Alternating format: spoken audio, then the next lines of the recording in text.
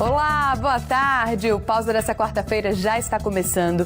E olha só, há alguns anos, estudiosos defendem que algumas carreiras em ambientes de trabalho estão favorecendo o crescimento profissional de pessoas com traços de psicopatia. Um psicólogo da Universidade de Cambridge fez até uma lista de profissões com mais psicopatas no mundo. Será que a sua profissão está nesse ranking, hein? Ficou preocupada aí?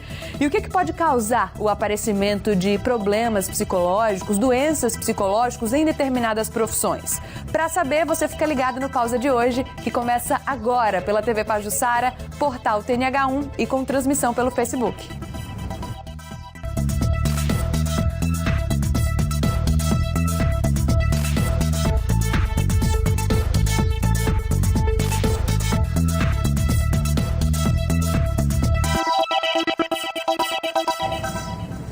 Eu recebo aqui no Pausa de hoje, para falar sobre o nosso tema, o psicólogo Gabriel Anderson. Pode entrar, doutor Gabriel, fica à vontade.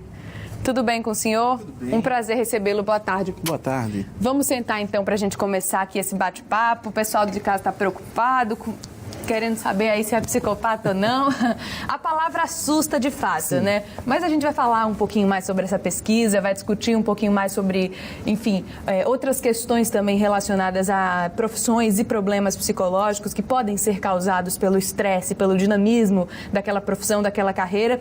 Mas vamos começar então. Na lista que foi apresentada pelo psicólogo Kevin Dutton, eu imagino que seja assim que se pronuncia o nome do psicólogo, que é o coordenador dessa pesquisa que a gente falou há pouco, aparecem várias profissões. A gente vai trazer daqui a pouquinho essa lista para você. O que elas têm em comum? Quais são as características que essas profissões aí, apontadas como as profissões que têm mais psicopatas, têm em comum? Muito bem, a gente percebe nessa pesquisa que as profissões que têm mais psicopatas são as profissões que lidam com situações do ambiente corporativo, principalmente. Uma delas, eles falam do Chief Executive Officer, né, que é o diretor executivo de corporações.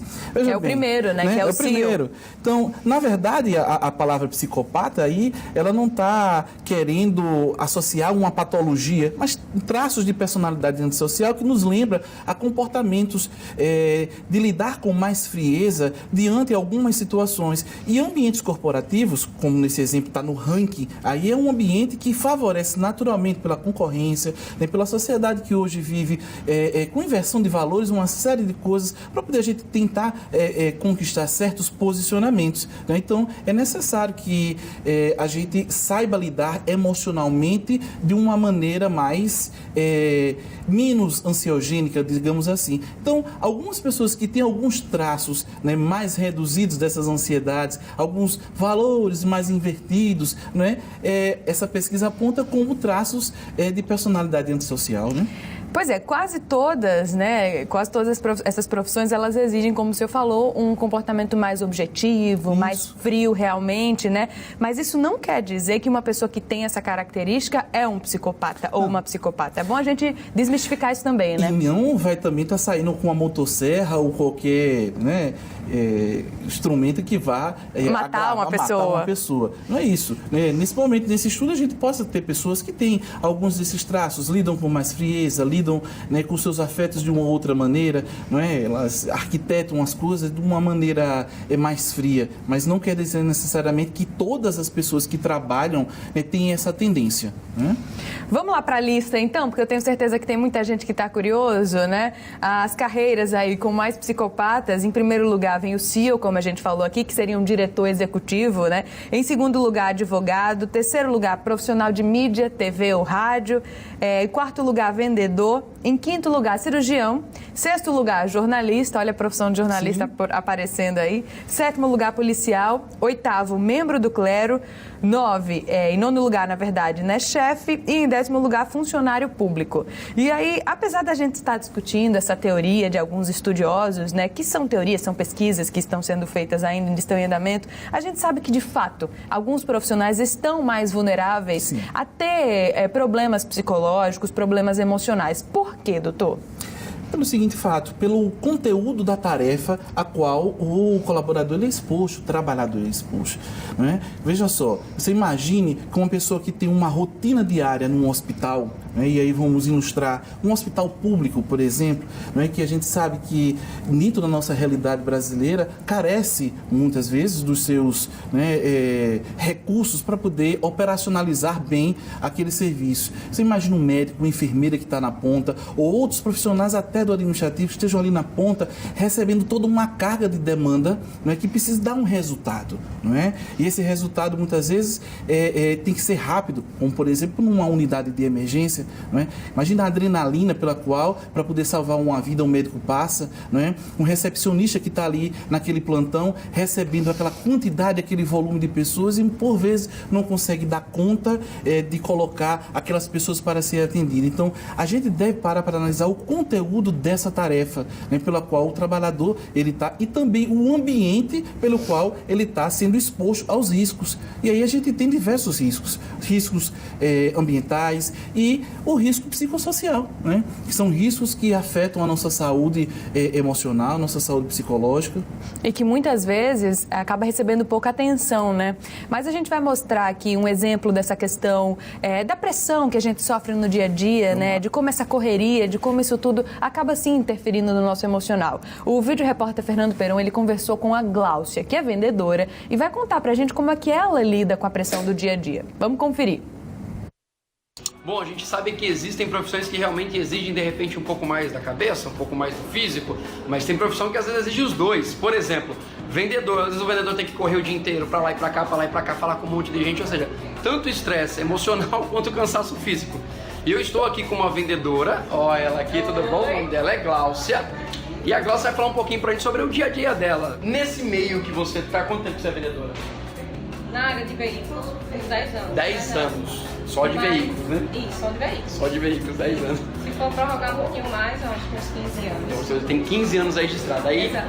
Fala um pouquinho desses 15 anos seu de profissão.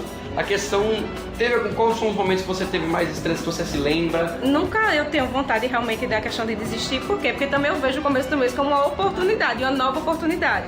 Né? Se o mês foi bom, então vamos fazer melhor ainda. Como é que você divide essa questão assim? Você acha que o vendedor... Sabe que o vendedor está numa lista entre as 3, 4 profissões que mais geram estresse. Exato. Pessoas com problemas de realmente, assim, de ter que se internar ou vai para um spa, enfim. Exato.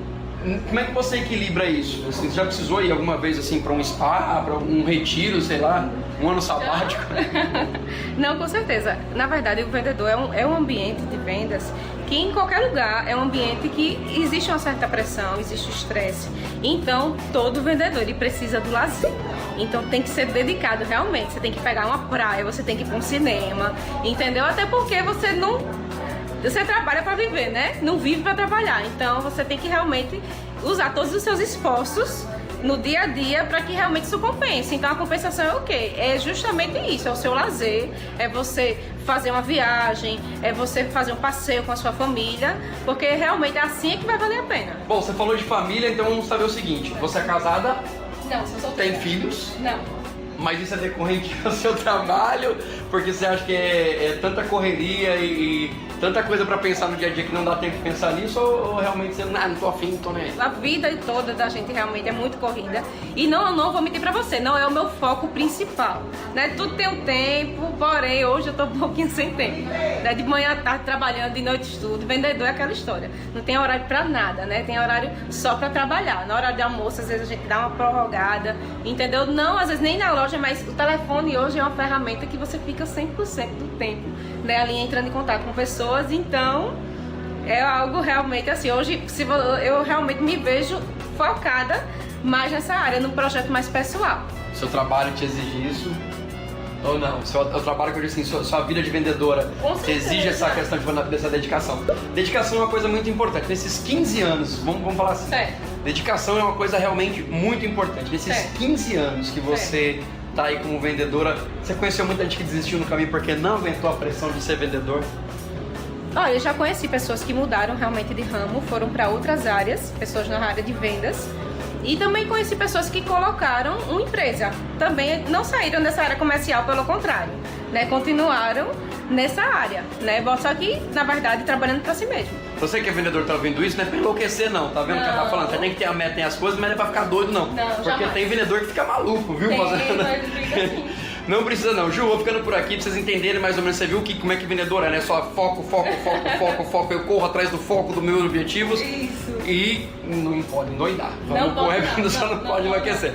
Bom, tá aí pra vocês entenderem, quem não é da área, pra entender um pouco, você viu como é que é a vida de vendedor, é corrida, é focada, e pra você que é vendedor tá ouvindo isso, ficou aí as dicas também, focar, mas vida pessoal é importante, viu? Não vai endoidar não. Tchau, Ju, obrigado. Até a próxima. Obrigada, Peron. Obrigada também a Gláucia, né, por, enfim, falar um pouquinho da rotina dela, falar um pouquinho da experiência dela aqui pra gente. E aí, doutor, eu queria que a gente falasse sobre uma questão que eu achei interessante na entrevista da Gláucia. A gente pôde observar aí como é a rotina, né, de um profissional de vendas. Sim. É uma rotina estressante, porque tem a questão das metas. Todo mês tem aquela meta para ser batida. O que você fez no mês anterior não interessa nesse mês atual, né? Então, assim, é um recomeço. E a Gláucia, ela falou, cada mês para mim é uma oportunidade. Cada começo é uma oportunidade de melhorar. Então, essa visão positiva, ainda que seja um ambiente de pressão, um ambiente de estresse, de correria, é importante para a saúde emocional? Essa visão positiva ela é necessária, né? Se a gente consegue identificar aspectos positivos no dia a dia da nossa rotina e treinar a nossa mente para que saiba enxergar e aproveitar e transformar isso em sentimentos de perseverança, né? Sentimentos de felicidade por conquistar cada etapa, né? Mesmo que seja difícil, daquele processo de ir em busca das metas, isso é necessário. Isso faz bem à saúde emocional, isso ajuda a gente a enxergar as coisas por um outro caminho, né? Hoje a psicologia positiva nos ajuda a fazer essa leitura, né, de construtos psicológicos, né, para serem trabalhados com essa positividade, né, com a esperança, com o florescimento no trabalho, o engajamento no trabalho, a satisfação no trabalho. Isso são temas hoje que no campo da psicologia positiva ela aborda para que a gente possa desenvolver, trabalhar com pessoas, né, em ambiente de trabalho. Então a gente já trouxe aqui a primeira dica, ter um olhar positivo em relação à sua rotina e à sua profissão. No próximo bloco a gente vai chamar agora o intervalo comercial, mas no próximo bloco a gente continua falando sobre essas profissões que causam realmente alguns problemas psicológicos, alguns problemas na nossa saúde emocional, mas principalmente a gente continua trazendo orientações de como é que a gente pode lidar e ter uma qualidade de vida melhor. Até já!